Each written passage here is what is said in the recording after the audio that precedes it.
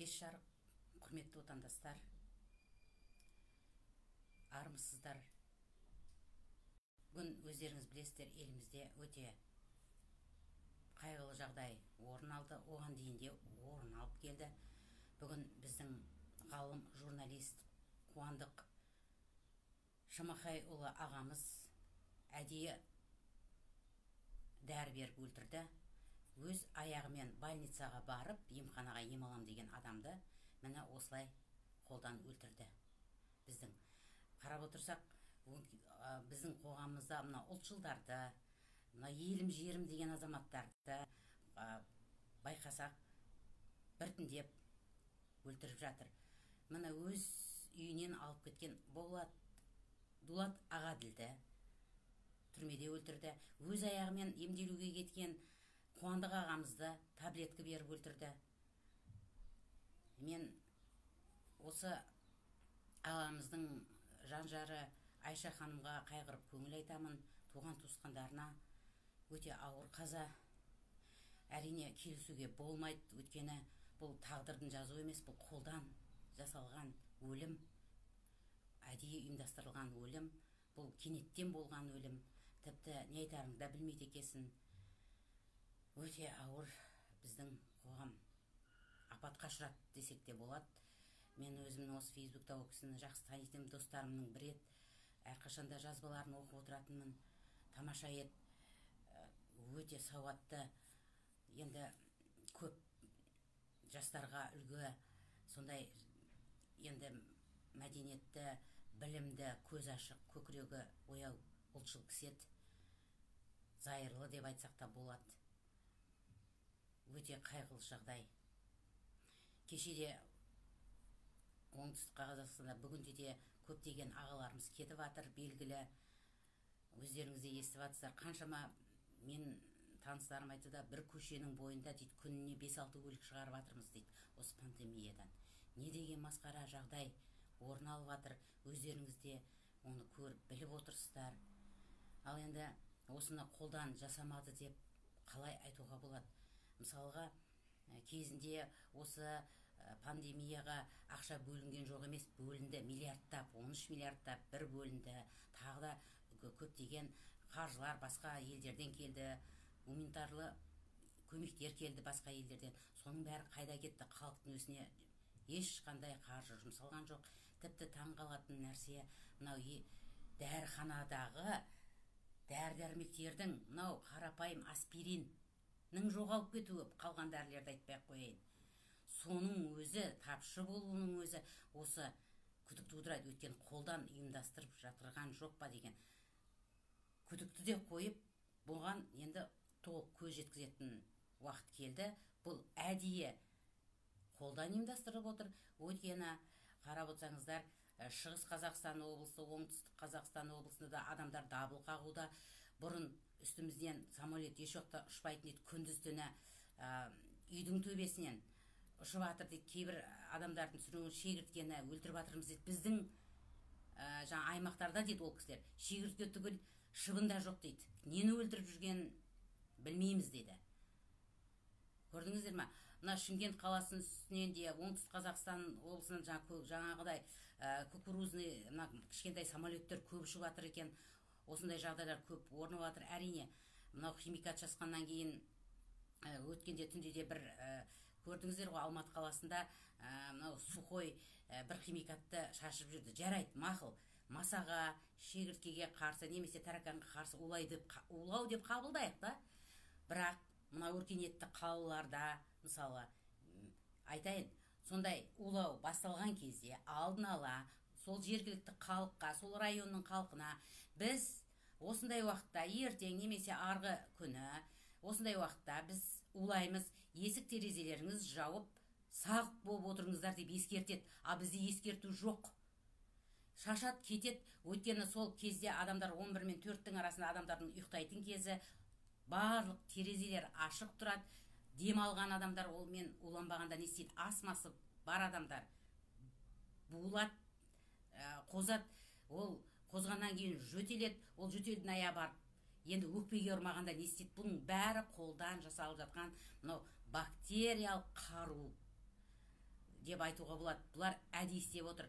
Негізі мынау кезінде мынау испанка болған қанша бірнеше жүз жылдардың алдында, сол кезде ол шынында оны вирус деп қабылдауға болады. Ал енді мынау қазіргі мынау шынында биологиялық қару. Бұл ауамен келетін нәрсе. Адам адамнан жұқпайды. Бұны ғалымдар да айтып жатыр. ВОЗ-дың өз дүниежүзілік денсаулық сақтау ұйымы да айтып жатыр. Бұны ауамен, сумен келетін бактерия деп. Бұл кәдімгі қару. Адамы да қолдан жасап. Енді халыққа шынында ашық бұлар геноцид жариялады деп айтсақ та болады 100%. Енді біздің мынау азғын бандит билік, шайтан билік деп айтсақ та болады.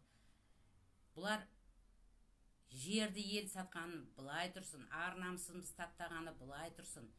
Енді өзімізге бас салды. Біздің туысқандарымызды, өзіміздің бауырларымызды, көршілерімізді, таныстарымызды, достарымызды, жолдастарымызды өлтіруге көшті. Өйткені бұлардың бұндай нәрсеге бару себебі, мынау кезінде білесіздер ма,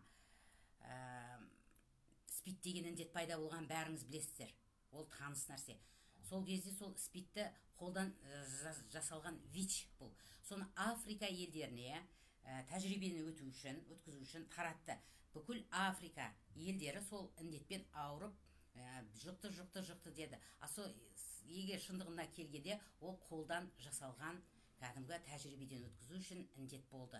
Енді қараңыз, сол індет мынау дүниежүзілік денсаулық сақтау ұйымының тапсырмасымен, немесе ВОЗ-дың тапсырмасымен кезінде, мысалы, Африка елдерінде болған кезде біздің сол жоспар біздің елде де іске асырды. Тіпті осы жоспар біздің елде 2006 жылы Шымкент қаласында орындалды деп мен 100% айталам. Ол кезде қаланың әкімі Болат Жылқышиев болатын. Сол кезде біздің қалада, мен сол қалада өзім сол қалалықпын, шымкенттікпін, 150 бала соған әдейі жұқтырды. Сол балалардың қазір тағдыр көбісі қайтыс болып кетті. Ал енді жария болмағандары қанша болды, соларға қолдан жұқтырды. Сол кезде денсаулық сақтау департаментінің жаңа басшысы Нұрсұлу Тасмағамбетова жазадан құтылып кетті. Ал енді мынау сол спид инфекциясын жұқтырған, жаңа спидті жұқтырған ВИЧ-ті, мынау Болат Жылқышиевті жарайсың Болат, жоспарды жақсы орындап шықтың деп Назарбаев оны сенатқа апарып отырғызып қойды. Міне енді жоспар орындалмағанда не болды? Мына ВОЗ деген бәле, мына денсаулық ұйымы дүниежүзілік, ол адамзаттың ең жау ұйымы. Өйткені ол жер жемқорлар мен жауыздар басып кеткен жер. Ол бұрынғы ВОЗ емес. Жемқорланып кеткен соңғы кезде. Ол ВОЗ-ға да сенуге болмайды. Өйткені адамзатты қалайда қысқарту, олардың жоспары қалайда құрту, жаңағы өтіріктен бізге сондай жоспарлар енгізеді. Ана гуманитарлық маскідегі адамзатқа жаны ашқансып, біз вакцина егеміз, ондаймыз, үйтеміз, бүйтеміз дейді. Олар эксперимент жасайды. Сол экспериментінше маған ең өкініштісі Қазақстан ең бірінші орнында тұр екен. Келіседі екен. Қазақстан келісіп отыр басшылар. Неге? Өйткені біздің Назарбаевтың құрған режимі, мынау диктаторлық, ақшаны өте жақсы көреді. Ақша десе, бұлар барлығына барады. Кезінде естеріңізде ма? Мынау жасөспірім қыздарға кезінде алдын ала рак шейкі матки деп жаңағы жатыры рак болады екен да, соны көріп келдікпен көріп қойыпты, 10 жыл бұрын қойып.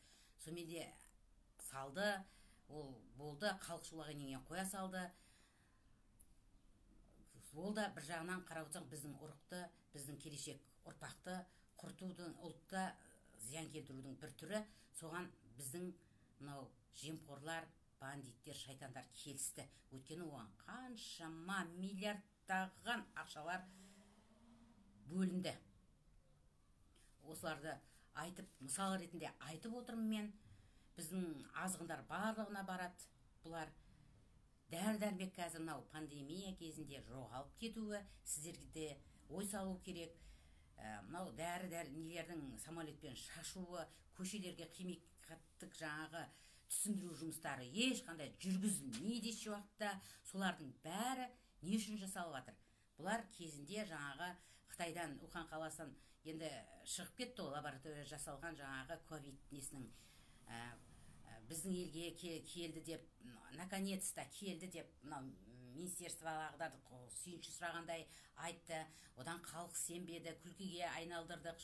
Ол туралы анекдоттарда пайда болды. Бұлар ең соңында өштесті да, міне сендерге деп, бактерияны қазір қолдан таратып жатыр. Енді осыларға дәлел келтіре кетейік та, қалай бұлар қолдан таратып жатыр. Біріншіден, мысалы, қазір 18 жасқа толмаған мынау жігіттер бар ғой, жас жігіттерді жоғары оқу орнына түспестен бұрын әскери қатарына шұғыл түрде алуда. Осыған не қажеттілік туды? Не қажеттілік? Жас жігіт енді бітірген, ол не біледі? Мысалы, осы нәрсе жаңағы жоспардан бұрынғы нәрседен 15 мың жаңағы қажеттілікті әскерге келген 15 мыңға көп екен. Өзіміздің жаңағы есептелген не бойынша. Екінші, мысалы, төтенше жағдайға байланысты қазіргі тәртіп бұзғандарға айыппұл енді 10 есе көбейтілетін болып жатыр. Бұны қазір қарап жатыр. Сондай-ақ, мынау төтенше жағдайға байланысты тәртіп бұзғандарға немесе пандемияның екінші толқыны деп айтады, жаңағы кезінде дейді, қазір басталып та кетті ғой. Мүмкін енді бастай ма, қыркүйек аяғында білмейміз. Бірінші толқыны сендіре алмады, мүмкін екінші толқыны ма, мүмкін үшінші толқыны келетін шығар, қыркүйек айында тағы күтіп отыр бұлар. Мысалы, сол кезде, мысалы, рұқсатсыз сіз көшеге шықсаңыз, мысалы, шыққандарға айыппұл 218 мың теңге айыппұл салынайын деп отыр.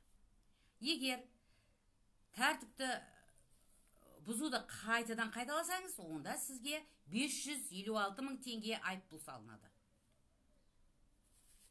Ал енді тағы да бір мәселе бар бұл жерде.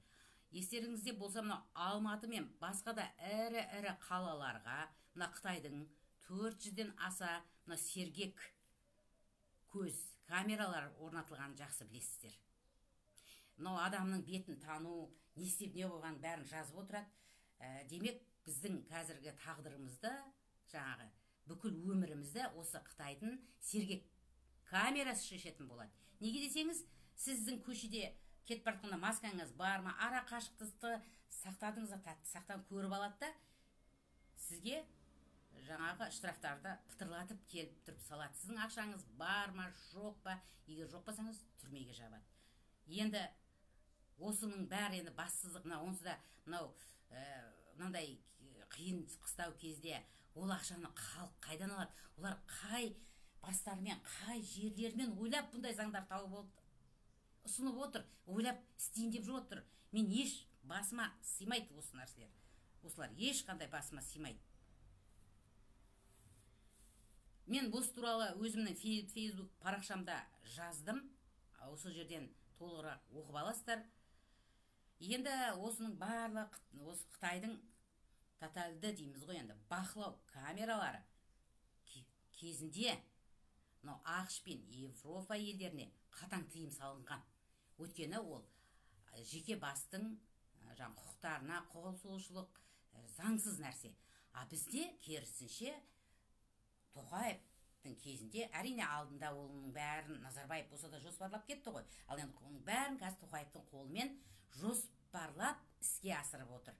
Ал ол перденің ар жағында отыр, әп-әдемі болып, біресе ауырып қалып жатыр, біресе сондай болып жатыр. Ал бәленің барын істеп отырған, мынау соның жаңағы қалмақшал, ал сен соның айтқанын істеп отырған мынау жауыз Тоқаевты да қойыңыздар қолдауды. Ол күші келмей жатыр, ол ондай, ол мұндай, оның бәрі өтірік.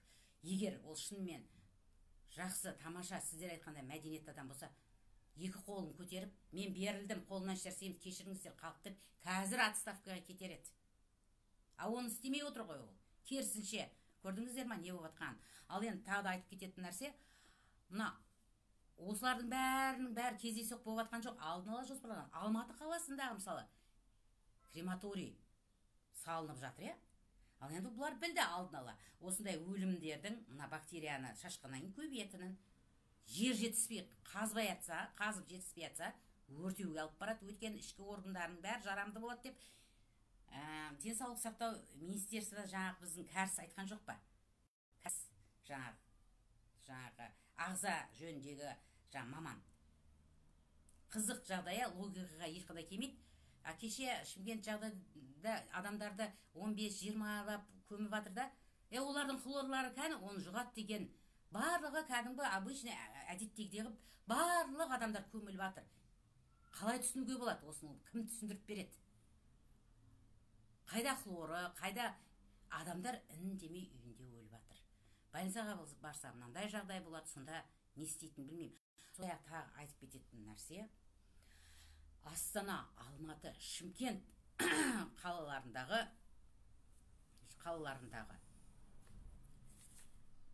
барлық жаңағы қалаларындағы барлық жаңағы стадиондар болсын, нелер болсын, сол жарға қазір бұлар жаңа госпитальдер салып тастады. Бірақ орай халық қанша ауырып, емханаларда орын жетпей жатыр. Кейбіреулерін көшеге лақтырып жіберіп жатқанын да көріп жатырмыз да. Бір қызығы, сол жерге қарапайым халықты жатқызбай, не үшін сақтап отыр? Мен соны түсінбеймін. Оның кімге пайдасы бар?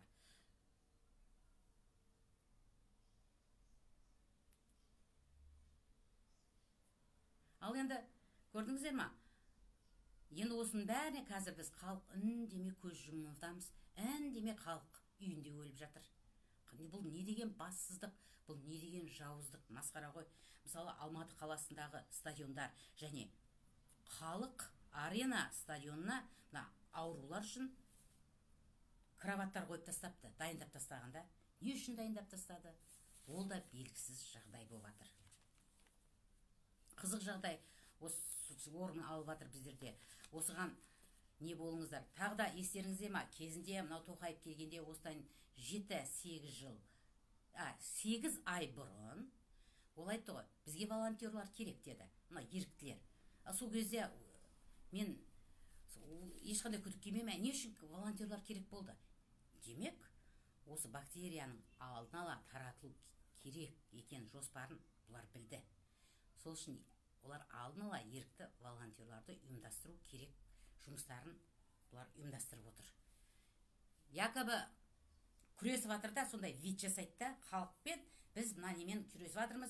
Өйткені ол күресті телевизорге түсіреді, барлығы не алады, неге оның артында мынау ВОЗ, дүниежүзілік денсаулық несі, миллиардтаған ақша төлейді.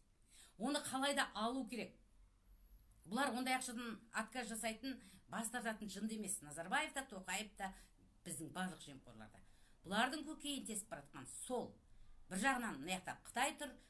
Қытайға білесіздер, Назарбаев та қытайшыл, Тоқаев та қытайшыл, Масимов та қытайшыл, Мамин да қытайшыл, барлығы да қытайшыл.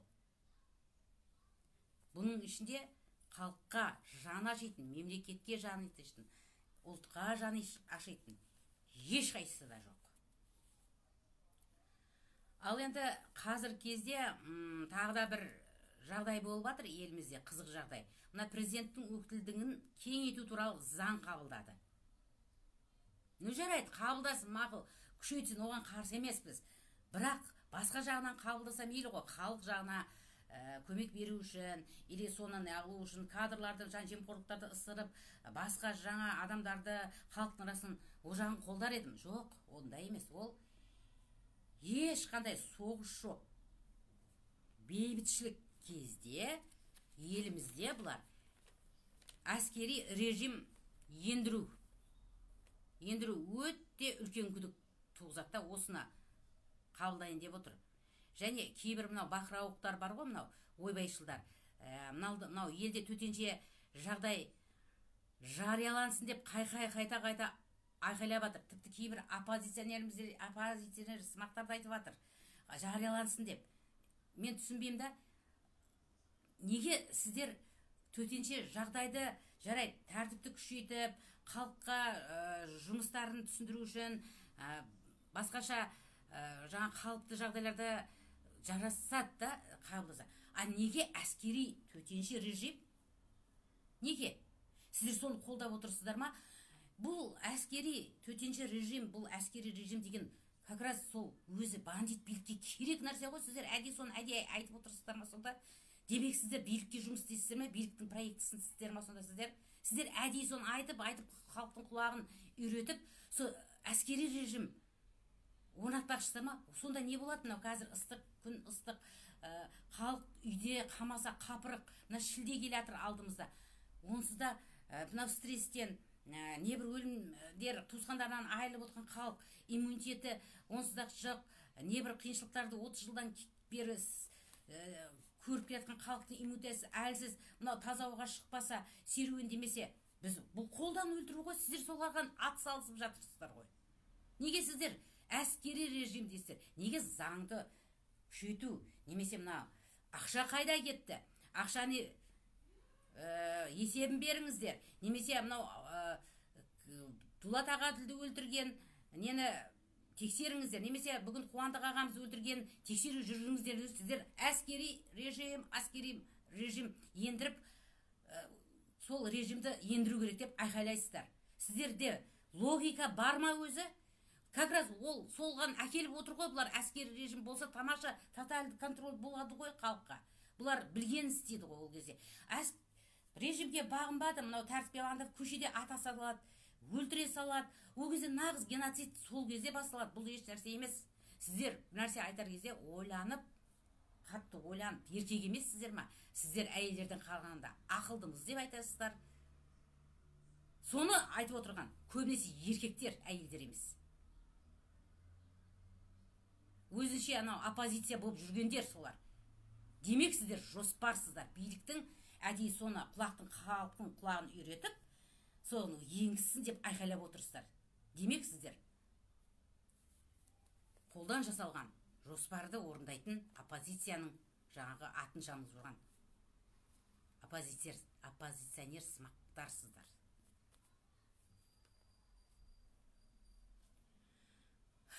Тағы да айтатын нәрсе, масқара болып атқан нәрсе. Осы егер осындай жағдай болып кеткен жағдайда бір жаққа кетіп қалам, немесе шетелге кетіп қалам деп кейбіреулер жоспарлауы мүмкін. Ол жоспарыңыз іске аспайды. Өйткені шекараның бәрін жауып тастайды. Және қала аралық, аймақ аралық шекаралардың бәрі блокпосттар қойылып, бұрынғы жарияланған төтенше жағдай ол жолда қалады, баланың ойыншығы болады. Ол сіздің жаңа қулық асыра, мен үйтіп тастаймын, мен ана жаққа кетіп қалам, ешқайсысы орындалмайды. Сондықтан бізге тек өзімізге өзіміз сақ болып, жаңағы бізге режимді, ешқандай әскери режим, анандай режимді деп өзіміз сұраудың қажеті жоқ. Бұларға да керегі сол. Керек болса, заңды орындаған ақшаны жегендерді, жауапсыз жұмыс істегендерді, мынау денсаулық сақтаудың чиновниктерді бәрін соттауды жауапсызда солардан бастасын, халықтан емес. Халық еш нәрсе жасаған жоқ. Керек кезде халық 2-3 ай үйінде отыр десе отырды, тұр десе тұрды. Халық ешқандай да еш нәрсе бұзған жоқ. Керек десең сол халықтың жартысынан көбі болмайтын тиын-тебен 42.500 теңгені де аламады. Халыққа жаба бермесін. Бекерге біз кінәліміз, халық кінәлі деген сөзді ұмытыңыздар. Осындай сөздер де оларға майдай жағады. Халықтың өзіне жаба салып, жауапкершіліктен, бүкіл неден құтылып кететін жағдай жасап жатсыздар сіздер. Ал енді тағы айтатып кездесетін нәрсе, мына бизнесмендер, жепкі кәсіпкерлер, сіздерде ояныңыздар. Өйткені бәрінен бұрын зардап шекетін сіздер. Өйткені өз алдарыңызға сіз біздерге еш нәрсе, бізде ақша бар. Ақша қазір еш нәрсе шешпейді. Ақшасы барлар да өліп жатыр қазір үйінде. Сондықтан керек болса халықты біріктіріңіздер. Сіздерде күш бар ғой сәлде болса. Ауыл, аймақ бәрін біріктіріп, мынау жұмыс жүргізіңіздер. Керек десеңіздер, дәл мынандай бандиттер керек десе, қару сатып алу керек бізге. Қарулануымыз керек жалпы. Кезінде қаруды да жаппай жинап алды ғой. Астыртын қарулануымыз керек біз.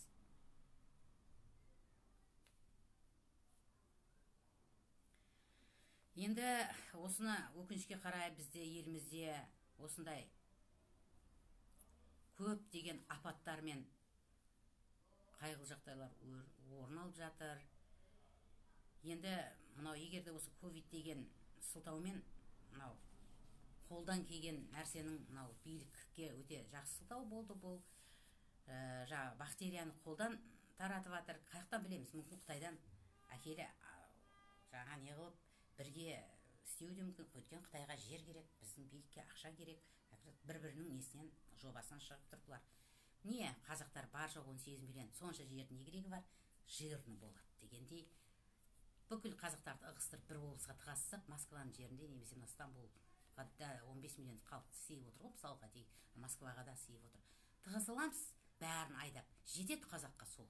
Қалған бәрін не ананы ұйғыр алсын, не жақтан Ресейге берейік, не жақтан Қытайға берейік деген. Өйткені ол жерде қақтан білеміз, сондай жоспар да бар шығар.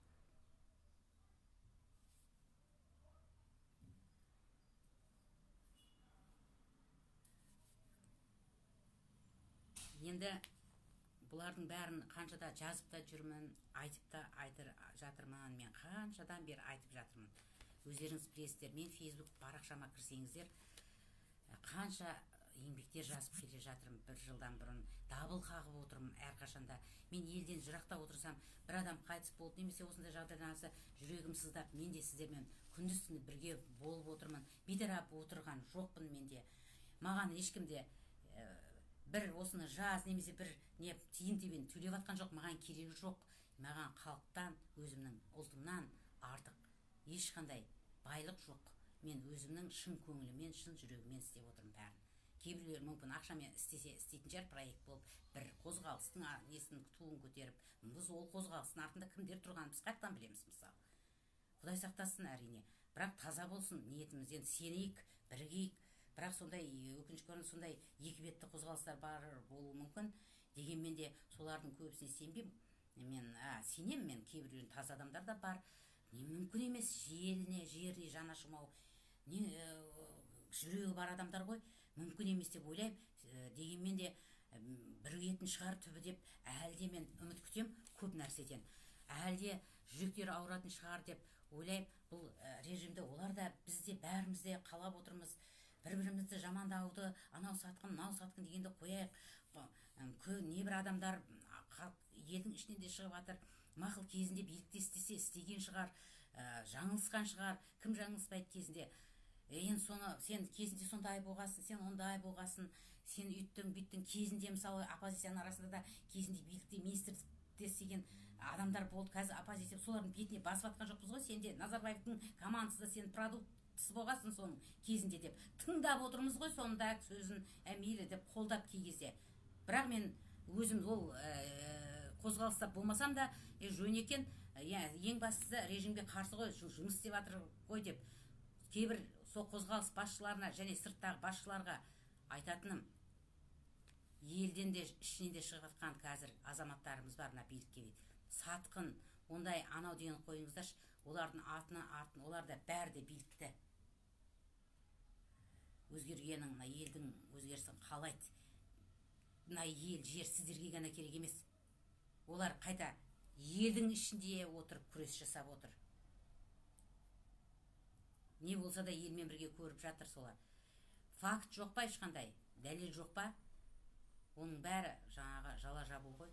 Егер уақыты да келеді, кім? Мысалы, мен де сатқын деп айтады, ойбай, биліктің адам екен дейді, ананы айтады. Мен елге барғаннан кейін, мен сол адамдардың бәрін, қазір фамилияларын бәрін тізіп отырмын. Мен сотқа берем. Соттатам, керек десең. Өйткені маған жала жапты. Дәлел жоқ екен, мен 100% біліп отырмын. Бірақ әйтеуір анадан қашыру керек, әйтеуір мынадан қашыру керек. Мүмкін кейбіреулер сондайларды біреудің проекттері шығар. Сен разрабление жасап отыр, халықты бытысын шығарып, лишь біріктірмеу керек. Ананы сатқын деп айт, мынаны сатқын деп айт. Давай, қаяқтан білеміз, мүмкін сондай ойын ойнап отыруы да мүмкін кейбір қозғалыс жаңағы оппозиция сымақтар. Мен кейінгі кезде өзімде күдіктене бастадым, шынымды айтсам. Неге солай өршігіп кетті?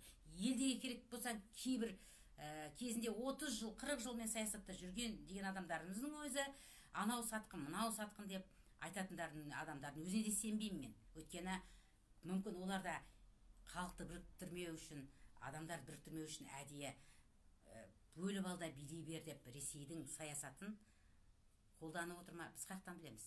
Ол да биліктің проектісі, биліктің методы, амал тәсілі. Сонымен істеп отыр ғой. Руға бөледі, қазақты дін-дінге бөледі. Қазір тамаша болды. Анау сатқын, мынау сатқын. Сондықтан егер мына қазір өлім өте қайғылы жағдай болып жатыр, міне бір көшеден 7-8 адамның өлуі бізді тоқтату керек бәрімізді. Бірігетін уақыт келді. Кім бірікпейді, демек халықтың нағыз жауы сол адамдар. Анау сатқын, мынау сатқын деп айтатын болса, халықпен бірік, бір-бірімен бірік, сол кезде күрес, сол кезде вот сол кезде сенеміз біз сендерге. Мынау қозғалыста сырттағы жүрген жаңа нелер өзі оппозицияға қазір менде күдік пайда болды. Бұрын как-то сенетінем бір 70%, 60%, а қазір күдігім өте жоғарылап кетті, күдіктене бастадым. Неге бұлар анан сатқын, мынан сатқын деп айта береді? Өйткені небір тамаша адамдарды, жаны ашитын ұлтшылдарды, құтты бір сол олардың жаны ашымай бәрі сатылып кетті дегенге өз басым сенбеймін. Анау қытайшыл, мынау қытайшыл, анау біляшшыл, анау бірнәрсешіл миы ашып кетті.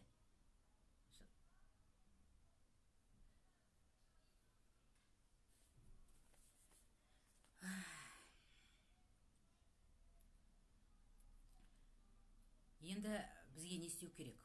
Енді осылардың барлығы өздеріңіз мысалы біліп отырсыздар. Мүмкін іштеріңізде ойлаған нәрселеріңіз бар шығар. Енді бізде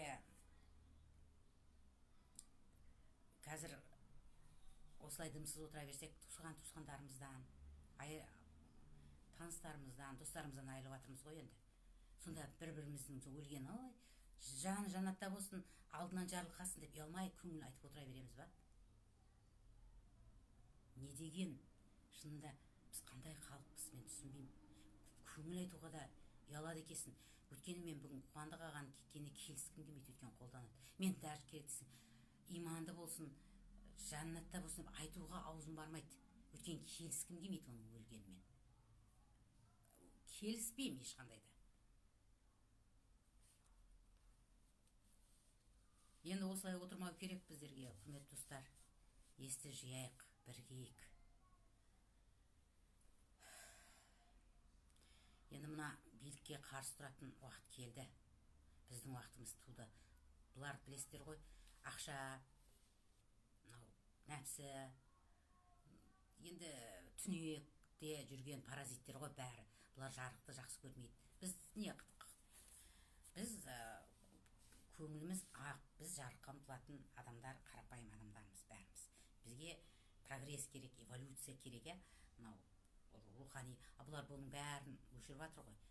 Ұлтты да өшіріп жатыр, адамды да өлтіріп жатыр. Енді шайтанның проектісі еме, не бұлар? Дьявол ғой енді шетінен. Бұлар қара түнектегілер ғой. Енді бояныңыздар енді. Қылыштарыңыз сермейтін уақыт келді. Басты көтеріп енді айқасқа шығу керек. Үн демей өле бермей. Айқасқа шығайық. Мен де қолымнан келген бәрін жасап жатырмын. Мен елге ертең-ақ барғым келеді. Қорқып та отқан жоқпын. Ертең-ақ. Бірақ мені сіздер қорғап ала аласыздар ма? Осыған егер кепілдік берсеңіздер, мен ертең елге жетем.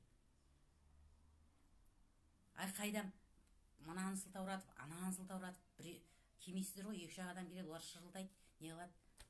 Көп болса мен психбазианатта укол беріп, мен де өлтіре салады, немесе жындап тастайды. Жаңа көптеген дәрігер жатқызды ғой, кезінде де денсаулығымды құрттым. Енді міне 2 жылдан бері шамалы есімді жинап жатырмын. Қайтадан сөйлеу нелерім қайтып келіп жатыр. Шамалда болса, бірақ бұрынғыдай бола алмай қалдым. Бұрынғыдай білімділігім жоқ қазір, мен ұмытып қалдым көп нәрсені. білімдімін деп айта алмаймын, мен ұмытып қалдым, менің памятімді құртты бұлар. Өз өзімді таппай жүрмін қазір, бұрынғы ардақты таппай жүрмін. Ол басқаша еді негізі. Ол өйткені оларда алдын ала көп нәрсені білетін еді, көреген еді. Ол 30 жылда кейін не болатынын айтатын еді. Ол шынында көріп білдеу еді ол. Сондай нәрселер жазатын тұғым. Сол запистердің бәрі КМБ құртты. Керек десең, биліктің қалай ауысатынына дейін мен жазғам кезінде. Аян берілу арқылы, былайша да жазғам. А мен солардағы таппай жүрмін қазір, өйткені оны өлтіріп тастады мына режим. А мен соны таппай жүрмін солардақты. Ал енді айқасқа шығайық, құрметті халқым деп айта алмаймын. Неге десең, мен сіздер өзіңіздер қарапайым халқым ғой. Мен отандастарым, менің өз ұлтым деп айтайын. Қазақпыз ғой бәріміз. Айқасқа шығайық. Бізге жараспайды үндемей өле беру. Өйткені осынша территорияны біздің ата-бабаларымыз өздері бекерге әшейін жалқаулығынан алған жоқ, мықтылығынан алған. Біз енді соны қолдан беріп, үндемей үнімізді жүріп, інде өле береміз ба? Паразиттер құсап, біз ондайға емеспіз. Мүмкін емес, біз оған келіспеуіміз керек. Айқасайық, айқасқа шығайық. Сау болыңыздар.